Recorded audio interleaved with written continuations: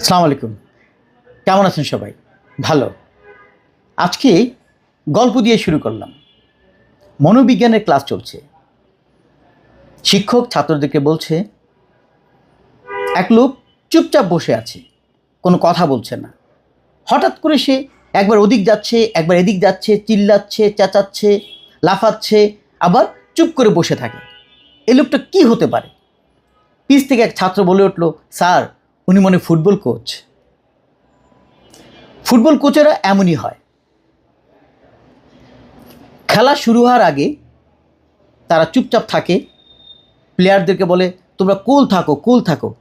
খেলা শুরু হওয়ার 5 মিনিট পরেই চিল্লায়, চেঁচাচ্ছে, তারপর বলছে রেফারি কি চোখে আলু ভর্তা দিয়ে নামছে?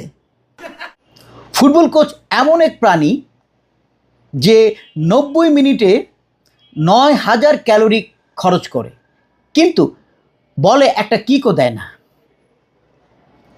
ফুটবল কোচ সাইড লাইনে এমনভাবে দাঁড়িয়ে থাকে, মনে হয় তাকে নামিয়ে দিলে সে হ্যাটট্রিক করে ফেলবে। একবার মাঠে এক ফুটবল কোচ এমনভাবে চিল্লাচ্ছে, পাশের মাঠের এক গরু পালাচ্ছে। গরু ভাবতেছে আমাকে মনে হয় সাবসিডিয়ারি নামাই দিবে। ফুটবল কোচের প্রধান শত্রু হলো তার প্লেয়ার। প্লেয়ারকে যদি বলে বামে যাও, প্লেয়ার যাবে ডানে। প্লেয়ারকে যদি ডানে যাও, প্লেয়ার যাবে বামে। প্লেয়ারকে যদি বলে সোজা সর দাও, সে দেবে কোনায়। আকাশের দিকে তাকিয়ে বলে, হায় আল্লাহ, আমি কি ভুল করে ক্রিকেট টিমে চলে আসলাম? কোচ এক প্লেয়ারকে বলল, তুমি বল দেখলে ভয় পাও কেন? প্লেয়ার বলল, স্যার, আমার ছোটোবেলায় একবার কুকুর কামড় দিয়েছিল। তো কুকুর কামড় দেওয়ার সাথে বলের কী সম্পর্ক? স্যার, বলও দৌড়ায়, কুকুরও দৌড়ায়। আর্জেন্টিনার খেলা হয়, কোচদের তখন সমস্যা বেড়ে যায়।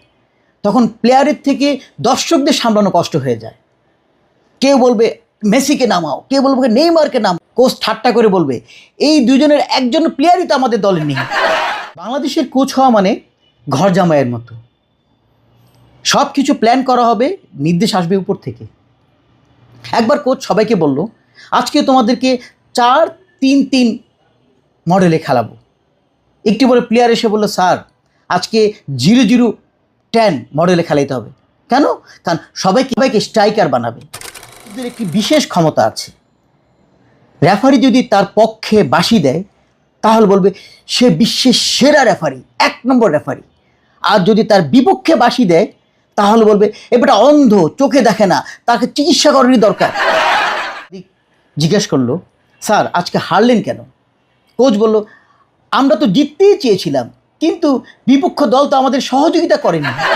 জিতলে বলবে এটা আমাদের কৌশলের ফল, আর হারলে মাঠের সমস্যা, রেফারির সমস্যা, রোদ্রের সমস্যা, মাঠের এনভায়রনমেন্টের সমস্যা, ঘাসের সমস্যা, অনেক সমস্যা ইত্যাদি ইত্যাদি। ধন্যবাদ সবাইকে, আপনারা অসাধারণ দর্শক ছিলেন।